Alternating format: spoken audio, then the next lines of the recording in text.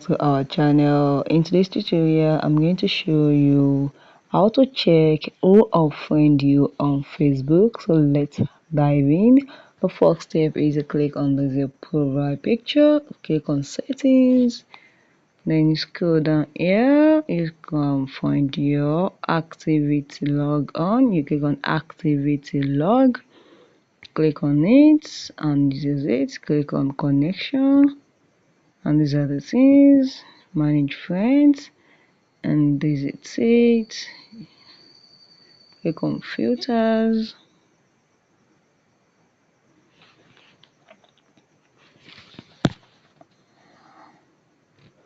Okay, so these are the email friends. Friend is a friend request, and your friend send friend request. Everything is going to be here. So guys, if you found this video helpful, click the like button, share and comment.